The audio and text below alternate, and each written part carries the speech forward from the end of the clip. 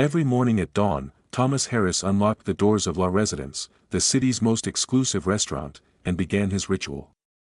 For 8 years, he had swept the marble floors, polished the crystal chandeliers, and prepared the pristine dining room for society's wealthiest patrons.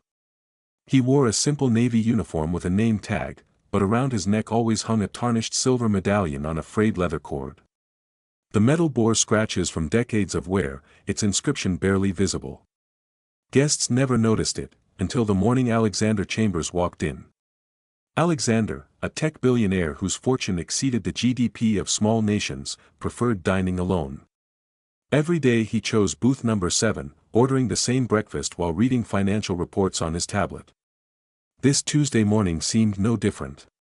Thomas swept the polished floors methodically, his practiced movements creating a gentle rhythm in the silence. The medallion swayed against his chest as he worked, catching occasional glints from the ornate lighting above. As Thomas approached booth 7 with his cleaning supplies, Alexander glanced up from his tablet. His steel-gray eyes caught sight of the medallion, and his entire body went rigid. The tablet slipped from his hands, clattering onto the mahogany table. His face drained of color, and his breathing became shallow and rapid. Thomas froze mid-sweep, broom suspended in air, as he watched one of the world's most powerful men begin to shake uncontrollably. "Sir." Thomas ventured quietly, his weathered voice filled with genuine concern. "Are you feeling all right?" Alexander's lips moved silently, his gaze fixed on the medallion.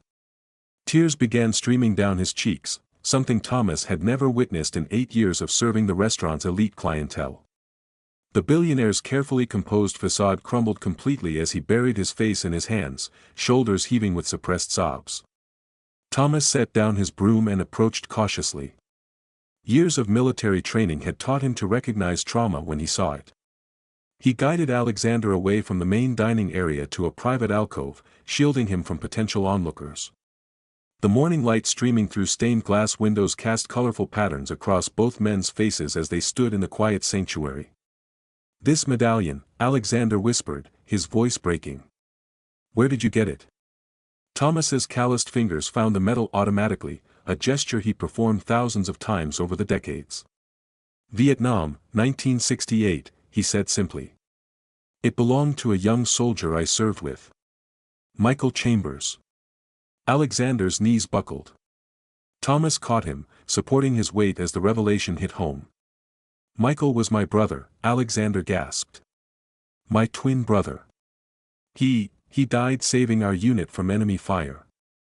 The pieces fell into place with devastating clarity. Thomas remembered that terrible day in the jungle, the mortars, the screaming, the chaos. He remembered pulling 2 injured soldiers to safety under heavy gunfire, one of whom pressed this very medallion into his hands with dying breath. "Give this to someone who understands what sacrifice means," Michael had whispered before succumbing to his wounds. "You were there," Alexander said, not as a question but as a statement of profound recognition. "You saved us. You saved me." Thomas nodded slowly, his own eyes now moist with unshed tears. "I was 19. Just doing my duty. Your brother, he was the bravest man I ever knew. He made me promise to carry this medallion, to remember that some things are worth more than life itself." Alexander straightened, wiping his eyes with the back of his hand.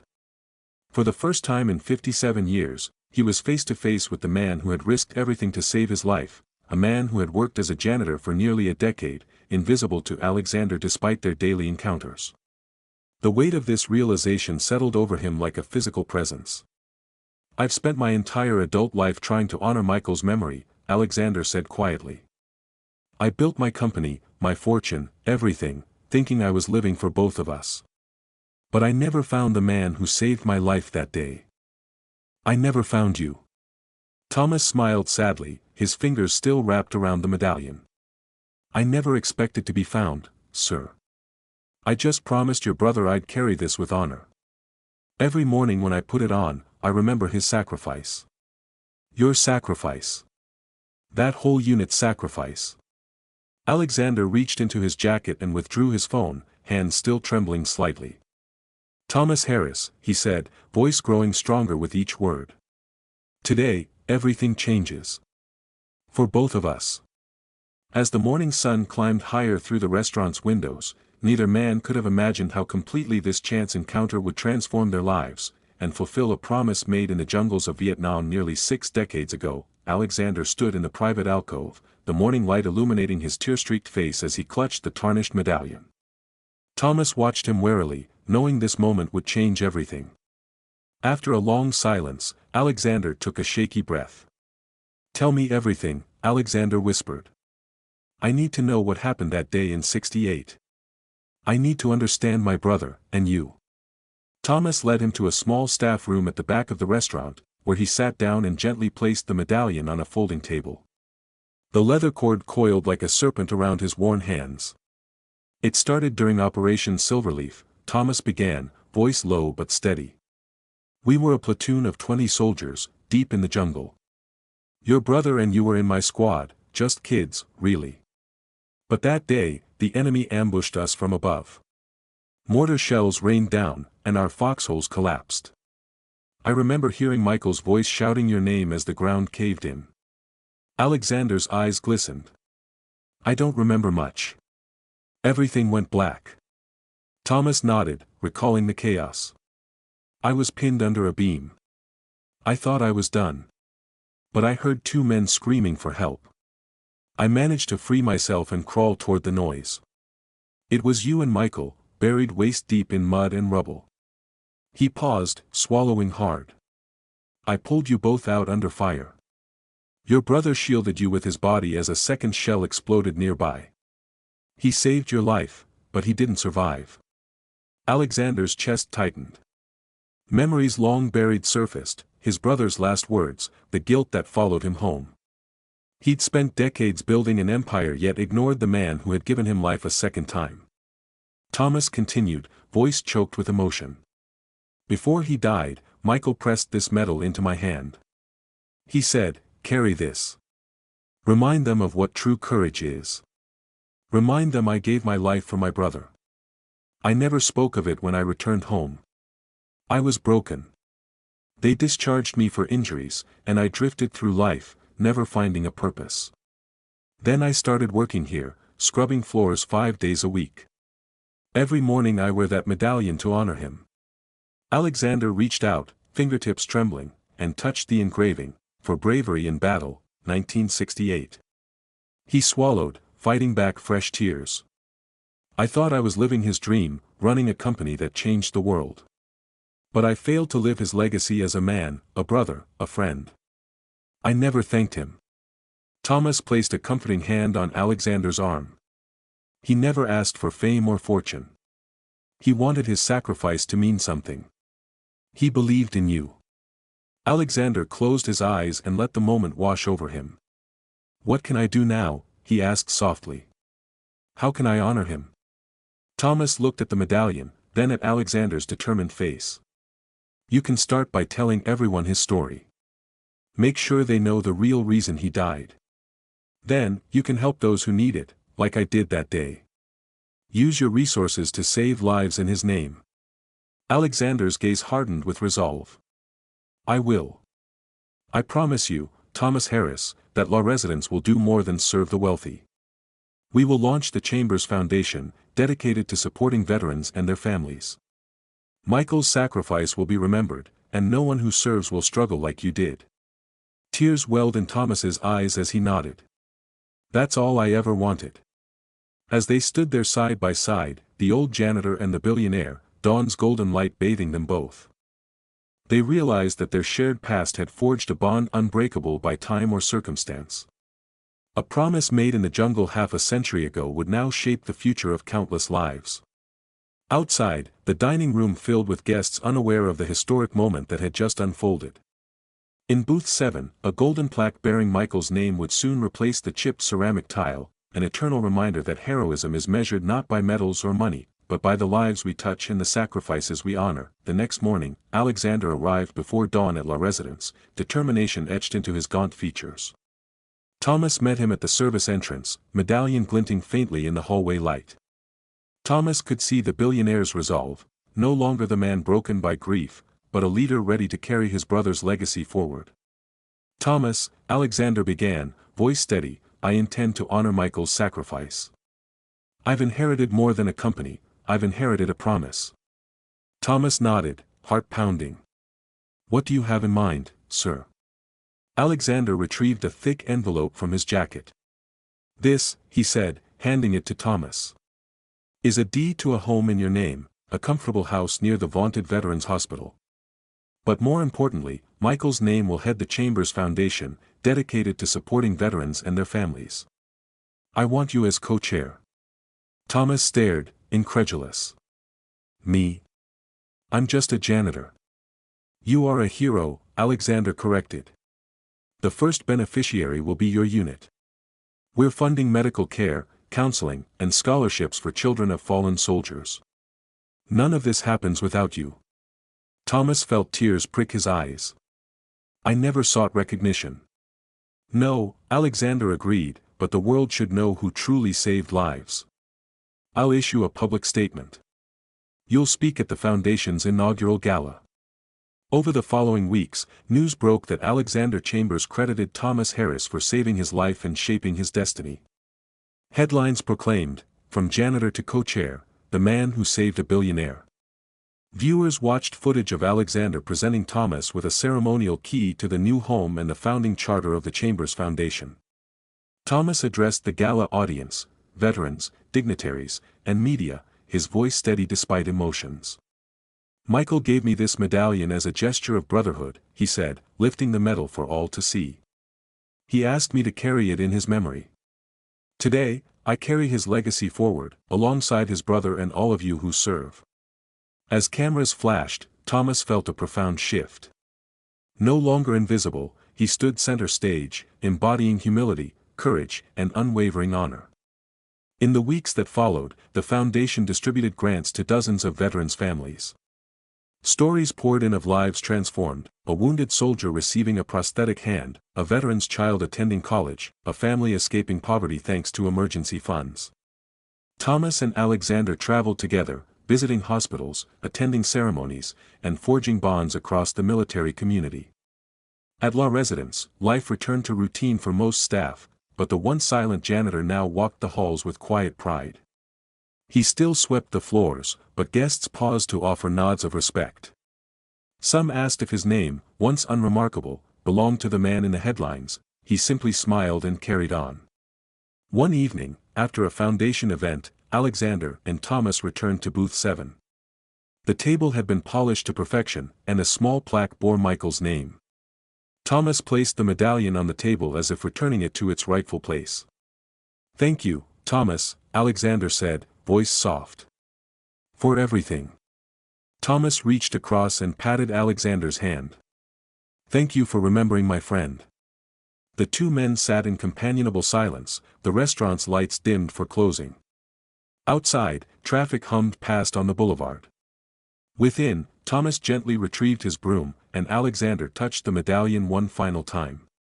In that shared moment, the past and future converged, a war's sacrifice honored by a promise kept, a billionaire's fortune turned into purpose. And a humble janitor's courage imprinted onto the world. The medallion's tarnish glowed with new meaning, proof that true heroism shines forever. 6 months after their emotional reunion, the Chambers Foundation had transformed from Alexander's vision into a nationwide movement. Thomas Harris, now officially titled Director of Veterans Affairs, split his time between the Foundation's downtown headquarters and his new role as a public speaker.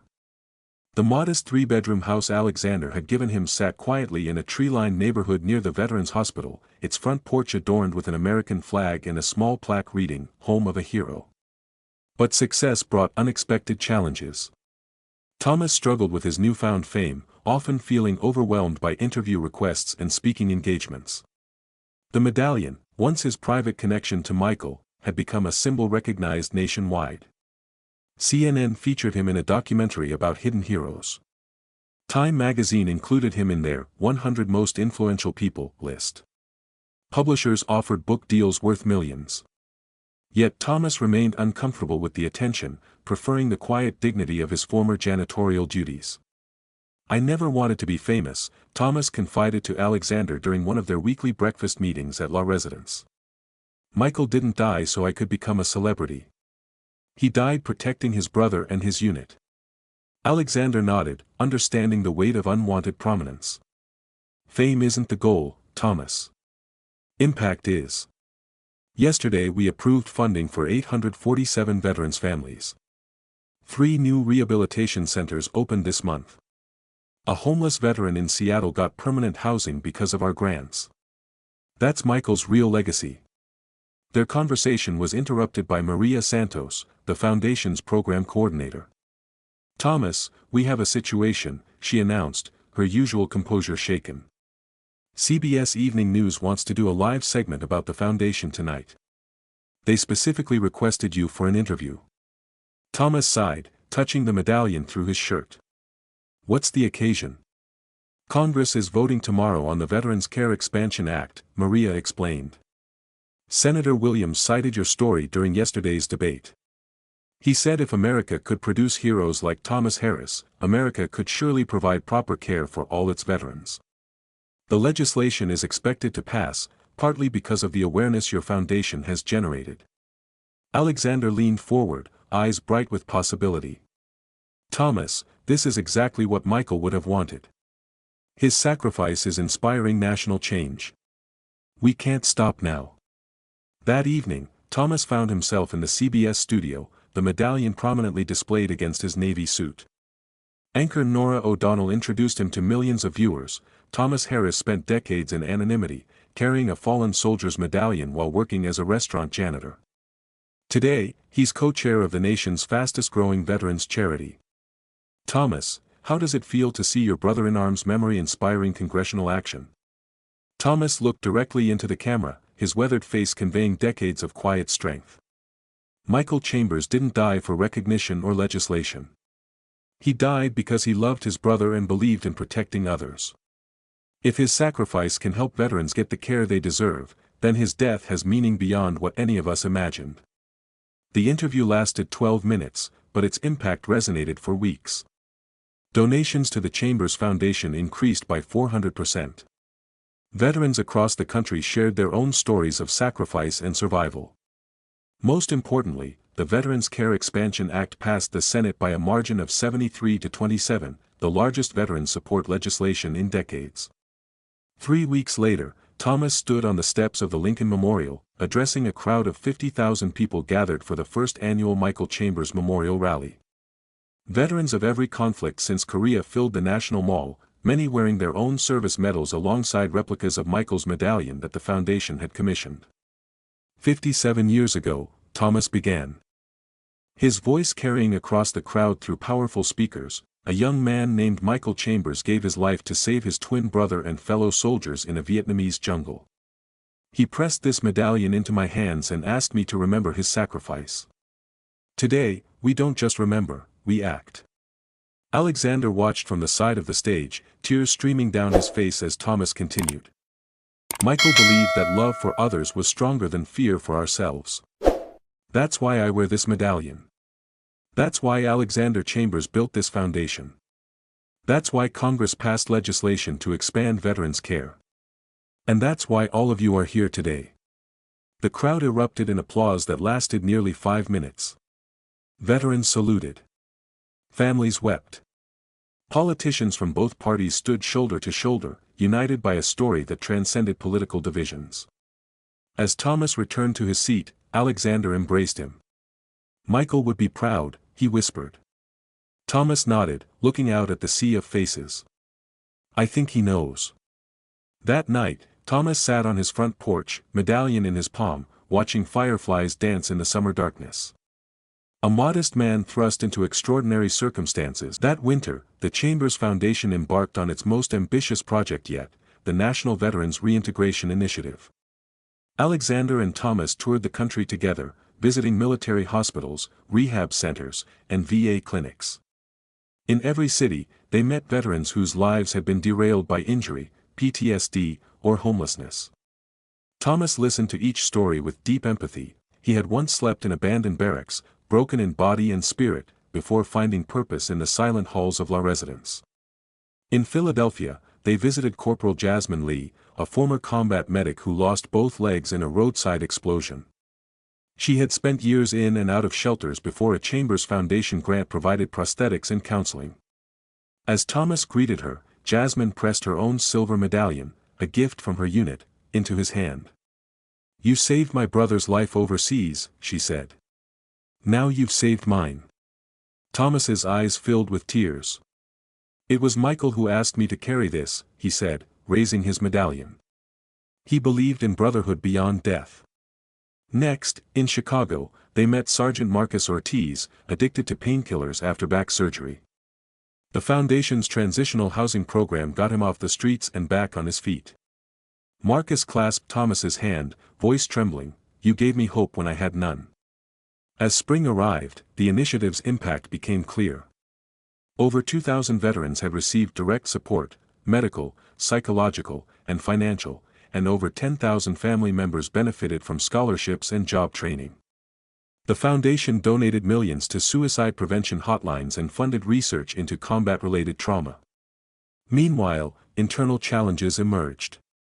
Some board members worried about the costs, others pressed Alexander to invest in profitable tech ventures instead. During a tense board meeting in New York, Alexander defended the initiative passionately. "Our obligation is to those who gave everything," he declared. "If we abandon them now, we betray the very values that built our success." When murmurs of dissent rose, Thomas rose from his chair and addressed the board directly. "I'm not a CEO, but I know sacrifice. Michael wore this medallion not for glory, but as a promise. That promise was to protect brothers in arms, and their families. If we chase profits over people, we forget why this foundation exists." Silence fell. Then one by one, board members nodded in agreement. The vote passed unanimously to sustain and expand the initiative, sealing Thomas's credibility and Alexander's vision. Back in Washington, D.C., Alexander testified before a congressional committee on Veterans Affairs. Reporters crowded the hearing room as he recounted Thomas's story. At the hearing's end, Senator Williams said, "If this nation honors only one man this year, let it be Thomas Harris. His courage reminds us that heroism lives in the humblest among us." The committee approved additional federal funding for the Reintegration Initiative, marking the largest public-private partnership for veterans in U.S. history. Thomas, who had never held public office, received a standing ovation. He bowed his head, clutching the medallion, feeling Michael's presence as though he stood beside him. That summer, at a small ribbon-cutting ceremony in San Diego, the foundation opened its first flagship Veterans Empowerment Center, a complex offering housing, healthcare, education, and career services. Thomas and Alexander cut the ribbon together. Veterans cheered, families embraced, and TV cameras captured the moment. When confetti fell, Thomas spotted an elderly Vietnam veteran saluting him with a trembling hand. Thomas returned the salute, tears in his eyes, knowing the journey from jungle battlefield to community hero had come full circle. In the evening, back at his suburban home, Thomas removed the medallion and placed it on his bedside table next to Michael's weathered photo. He reflected on the journey, from hidden janitor to national icon, from carrying a soldier's medal in silence to carrying the hopes of thousands.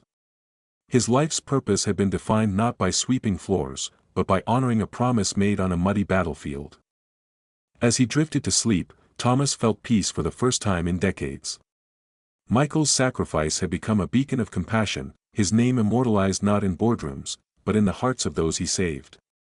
And Thomas, once invisible, had become the living embodiment of a forgotten hero's legacy.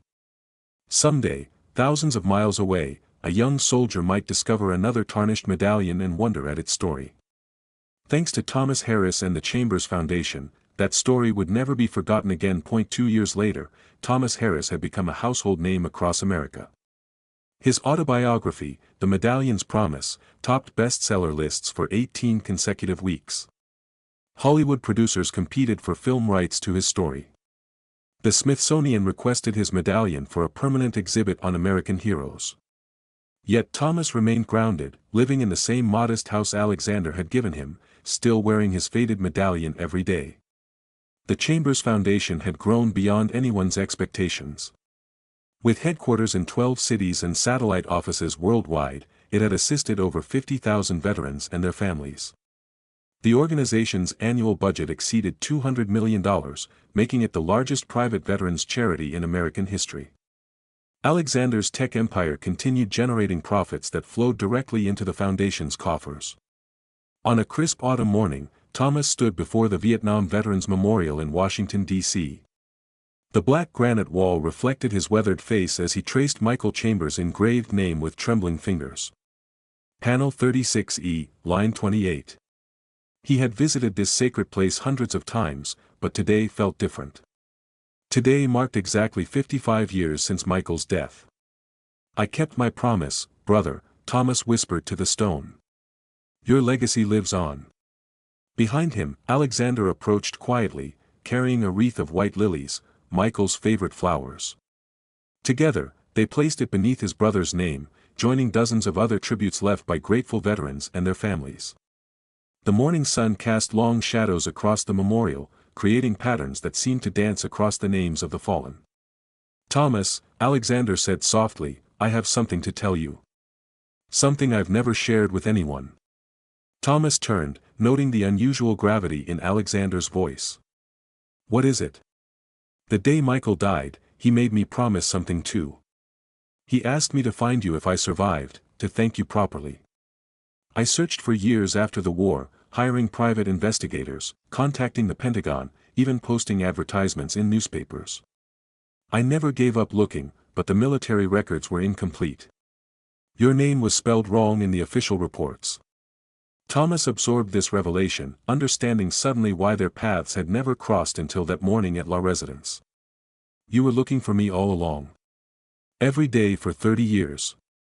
Then I accepted you were probably dead, and I tried to honor your sacrifice by building my business. But guilt consumed me. I felt like I'd failed Michael's final request." Alexander paused, tears forming. "When I saw that medallion around your neck, I knew God had given me a second chance to keep my promise to my brother."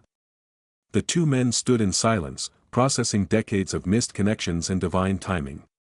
Around them, other visitors paid respects to fallen loved ones, creating an atmosphere of solemn reverence that seemed to amplify their conversation's significance.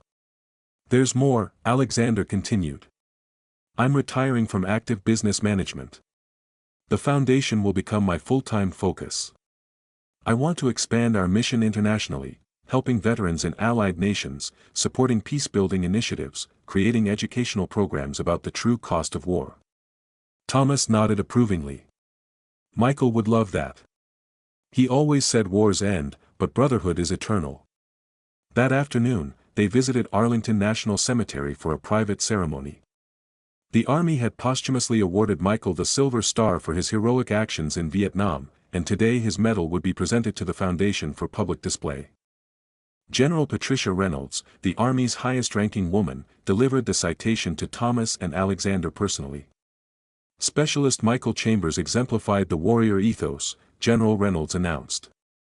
His selfless sacrifice saved multiple lives and demonstrated extraordinary courage under fire.